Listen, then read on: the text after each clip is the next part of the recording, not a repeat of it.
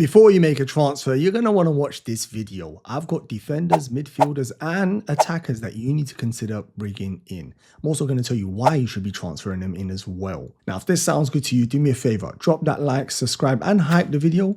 Right, let's get into it. We're going to start with the forwards, and I've got 3 super spicy picks for you. And I'm going to start with Mateta, the man who tucks his shirt in, been called up for France recently, and he delivered, he scored. But for Palace, he has been outstanding this season. He has really underperformed his XG, but this weekend, he made a mockery of XG. Against Bournemouth, he clocked up a 3.67 XG, which is the highest ever collected in the 10 seasons worth of data in the Premier League. He also broke another record, which is very rare. And that was, he's the first player to ever underperform his XG while scoring a hat-trick. That is actually unreal. That tells you he should have scored even more goals. But listen, we're interested in him. He's 7.5 million and getting that many chances in a very attacking team. He's a super hot prospect. So we're going to talk some more about him in a minute. Beside him is the Newcastle frontman Walter Malday, coming in at 7.4 million. He's going up. He started at 7 million, but he's slowly, week in, week out, returning those goals. He's going up in price. And lastly, João Pedro. A lot of us already own him. And let me tell you, he has been super frustrating. But I'm going to tell you why he still is in this list and someone maybe we should still consider if you don't already own him. Now, the first thing I want to look at is the upcoming fixtures. Let's have a look at Crystal Palace. The entry point is not good at all. They play Arsenal, probably the worst fixture you can actually get. But after that, the fixtures do calm down. They've got Brentford at home, Brighton at home, Wolves away, Manchester United at home, Burnley away, Fulham away, and Manchester City at home. Now, I've tried to color code the fixtures, but if I'm honest with you, this season, there's not many whooping boys like last season. The 3 promoted teams have been pretty good. So it makes getting the easy winnable games that bit more trickier. Having said all of that, I still think there's good games in the upcoming fixtures. I mean, exclude Arsenal, so you might not want to bring him in this game week, but if you're looking long term and you want to make a transfer this week, he is the man to bring in. Walter Malday, maybe not the easiest on the eye, but is quietly going about his business. Good price, and Newcastle's fixtures are not too bad at all. If you ever look, they've got Fulham at home, West Ham away, Brighton away, then they've got Man City, Everton, Tottenham, Burnley and Sunderland. So you can see some gorgeous fixtures coming up. Now, he's the main guy up front. Wissa's still not fully fit, so it means his minutes shouldn't be too much of an issue. And I think he's going to get the majority of the upcoming games. Because Wissa does come back, it will still take a long time for him to be match fit. And lastly, let's look at Chelsea's upcoming fixtures. And this is probably why João Pedro still has to be a consideration if you don't already own him. I know for us managers that already own him, he's been in a pain. He really has been a pain, honestly. He's just, like, literally, I think some of the stats look really bleak. The shot volume is not good at all. But when you look at it, Sunderland at home, Tottenham away, Wolves at home, Burnley away. I mean, those 4 fixtures are incredible. And then it's not a good fixture, Arsenal, but then Leeds, Bournemouth and Everton. You can easily see why he has to be considered if you don't own him. Let's have a deeper look at their statistics. Let's start with Mateta. 7.6 million, 690 minutes. The minutes are lovely. I know Nketiah is fit and has started to take some minutes away. So there might be games where Mateta comes off in the 75th or 80th minute. He's already got 5 goals, no assists, but let me tell you, he should have scored much more than 5 goals. 28 shots, 64 accuracy, and his XG per shot non-penalty is 0.24. XA 0.48, and his XG non-penalty is ridiculous. It's 6.18. I mean, that is outstanding. It tells you he should have scored even more goals this season. And that's what I really like about him. He's always there. He's the figurehead for this team. When the balls are delivered from their wing backs or Sarr or whoever's playing in the attacking midfield roles, he's always the main outlet. Goals are not exactly shared around in this team. He tends to score the majority of the goals. And when you add he's taking penalties, he's an outstanding pick. The only put-off is, if you're buying him now, he's going to face Arsenal, the best defense out there. Walter Malday coming in at 7.4 million, still a very good price. 392 minutes. The minutes weren't that great. They had to ease him in. Obviously, summer signing, still getting to grips with the Premier League, the pace and power of it. But recently, he has started to click up the minutes. The only issue could be when Wissa eventually comes back. We're not quite sure. I don't think it's going to be anytime soon. So I think for now, we're assured of his minutes. He's already got 4 goals, no assists. He's had 11 shots and his accuracy is at 50. His XG per shot non-penalties is 0.19 and his XA is 0.20 and XG non-penalty is 1.86, which isn't too bad. For me, he's already in my team. I really like him. I've been keeping an eye on him. As I said earlier on, not the prettiest in the eye, but he's always central to Newcastle's attack. The kind of player really that's not going to go wide too often because he's not really that type of player. He's got to stay in the box with his power and presence. He's very tall, back post, in set pieces. He's a real problem. And he's got a knack for the ball always dropping to him in the box. He's already should have got a couple more goals if I'm honest with you. And does take penalties if Gordon isn't on the pitch. And lastly, it's João Pedro, 7.5 million. His minutes, 673 are very good. 2 goals and 3 assists. Unlike the other strikers, he actually does give some assists. 11 shots on target and his accuracy is around 42.9. XG per shot non-penalty is 0.14. XA is 0.45, which is pretty good. And his XG non-penalty is 1.57. Now, if you are considering João Pedro, it's a strictly fixture play because he's not been on form. He's not returned recently. His performances haven't been that great. But with those upcoming fixtures, and you'd like to think Chelsea being basically a top 4 team, they should win the majority of those matches. And if they are scoring goals, you'd like to think he's going to be the one involved. I like all 3 of these strikers, and this would probably be my front 3, apart from there's the Mr. Haaland out there who scores practically 2 goals every game. So he has to be in my team, which leaves 2 positions. Currently, I've got Walter Molde and João Pedro, but let me tell you something. In game week 10, Mateta more than likely comes in. Get in the comments and let me know which of these 3, if you had to pick, would you take right now. Let's get into the midfielders, and there's just so many options, but I'm going to give you 3 midfielders I think you really need to consider if you already don't own. Now, I spoke about Mateta, the Crystal Palace frontman. I'm going to talk about Sarr, the attacking midfielder from Crystal Palace. Still a good price, putting up good numbers. He's definitely a player you need to consider if you don't already own. Enzo Fernandez came back from international duty a little early with a knee injury. He didn't play game week 8, which was quite frustrating, but he's meant to be fully fit. He's already training, which is good signs. Hopefully he's ready for game week 9. Another player you need to add to your watch list. And lastly, someone I don't need to give you too much detail about is Starboy Saka. Outstanding player, fully fit. We need to consider him as well. Now, why should we be considering these 3 players? Let's go to the fixtures quickly. Let's start with Crystal Palace. Horrible starting fixture. It's Arsenal, like I said, with Mateta, but after that, they're pretty good. You got Brentford, you got Wolves in there, and Burnley. 3 very good fixtures where you'd like to think attacking returns are there for Sarr. With Chelsea, I went through them in detail with João Pedro, but you can see you got Sunderland, Wolves, Burnley, and Leeds in the upcoming 5 fixtures. Outrageous, honestly. These are perfect fixtures. And lastly, with Arsenal, they go into a lovely run as well. They've got Crystal Palace, Burnley, Sunderland, Tottenham, Chelsea, Brentford, Aston Villa, and Wolves.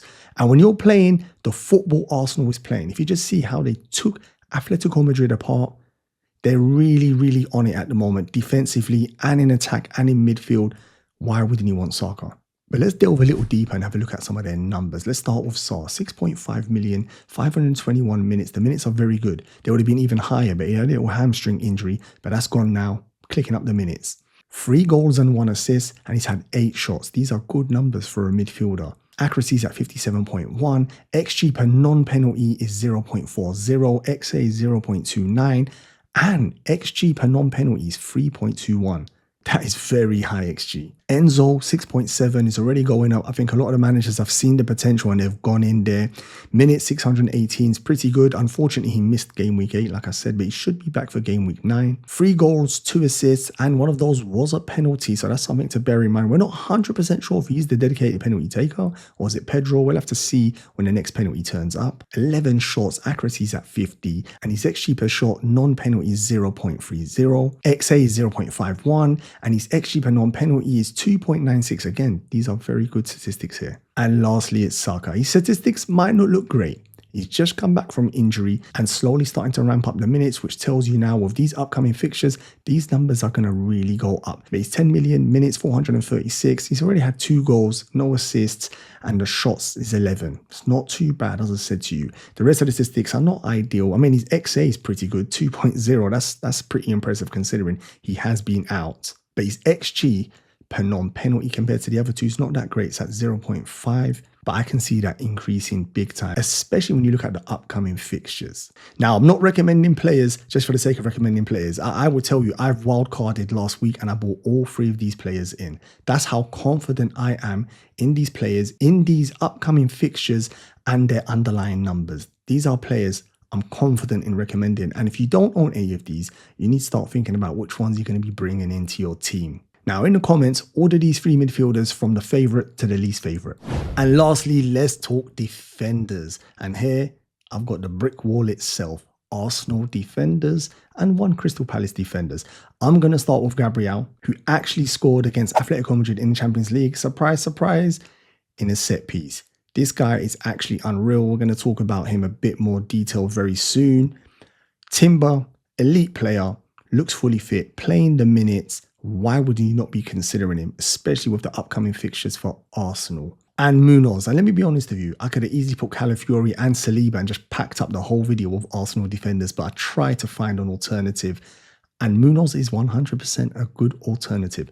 Very attacking. We're in the age of FPL now where a lot of managers are picking only defensive contribution defenders. But let me tell you something. Munoz is someone who might not click up defensive contributions, but will click up goals and assists. And he is relentless on that right wing. Definitely a player you need to consider in your team. Now, let's have a look at the fixtures when we're talking about these defenders. Let's start with Arsenal. Crystal Palace, Burnley, Sunderland, Tottenham, Chelsea, Brentford, Aston Villa and Wolves. Now, you look through there and tell me how many clean sheets you expect for them. I can honestly see them keeping 5 or 6 clean sheets in those run there. I haven't seen a defense like this for a long time. Probably the last time was that Jose Mourinho Chelsea team, which conceded a record amount of goals. And I think this Arsenal team is currently projected to match that. That's the kind of stats we are talking about with Arsenal. I mean, I can give you another stat. There's just so many when it comes to this Arsenal defense, but here's one for you. They've only conceded 1 goal from open play in 12 games this season. I mean, come on, man. You just cannot penetrate this defense. They're just ridiculously good. Crystal Palace, we said earlier on, game week 9 is not ideal. They got Arsenal, but after that, they got some nice fixtures. Brentford, Wolves, Burnley coming up. Munoz is going to be running riot, and he's super attacking. He's relentless. And what I mean by that is when you actually watch him, could be 87th minute, he's down there on that wing delivering balls in for Mateta or Nketiah, whoever's on the pitch. He is down there. He's always an outlet. Glasner's not the type of manager that would just restrain him and keep him right near the centre-backs. Nope. When they've got the ball, he opens up the pitch and he is one of the main outlets in that team. Let's look a little deeper with these defenders here. Let's start with Munoz. 5.6 million, 720 minutes, basically playing every minute of every game. 1 goal and 3 assists. Now, that's not bad. We've only had 8 game weeks. This is what I'm talking about with him. Maybe not a defensive contribution monster, but he's an attacking monster. 3 clean sheets, which isn't too bad. Palace have had a difficult fixture run. And DEFCON 64, as I said, he does click them up, but he's not been relentless like some of the other players we know, like Senesi and some of the other defenders available in the game. But this is when he comes into his own. His XGI goal involvement is at 2.62. Ridiculous. There's midfielders in the game that don't have that level of involvement. And he's currently on 46 FPL points. Expect that to go up big time with these upcoming fixtures. Timber at 5.9 million. And I'll tell you something, before the deadline, he'd probably be 6 million, maybe even 6.1. The reason is he's just so good and Arsenal's defensive numbers are ridiculous.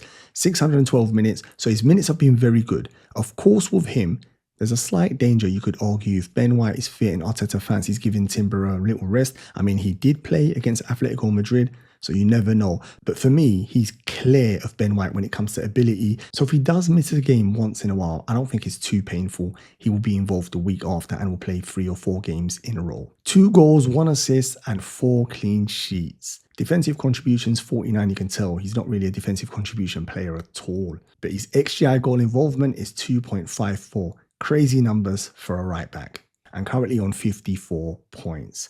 Excellent defender, playing for an excellent defense. I mean, what more is not to like? And lastly, Gabriel. Now, this might sound like an exaggeration here, but he's probably the 2nd most important player to own in FPL after Haaland. I'm actually being serious. I can't think of someone else I'd want in my team more than him. That's how formidable he is. His ownership is very high now. I mean, it's not exactly rocket science, but I put him in the video just in case you don't own him. And let me tell you, since Gabriel has joined Arsenal in 2020, no other centre-back has as many goal contributions as him, and that stands at 20. This guy is formidable at attacking the ball, relentless, and when you add the clean sheets and he does click up some DEFCON, it makes him a formidable player. So as I said, it's obvious his ownership is high. You probably already own him, but I have to put him in here just in case there's a couple managers that don't. I think you go buy him instantaneously. His minutes are at 720. As I said to you, he's pivotal. 1 goal, 1 assist, 5 clean sheets. DEFCON is at 75. XG goal involvement doesn't seem as high as the others because maybe in open play, he's not going to be involved as much as those two. But when it's set pieces and the way the Premier League is going this season with the amount of set pieces there is, I mean, an example is the amount of throws, long throws we're having in the Premier League. It's double the previous seasons. It tells you this season is a much more direct game. And when Arsenal are doing it, they've got the best attacker of a ball in the box, Gabriel. And he's currently on 59 points. An elite player, a must own just in case you don't own him.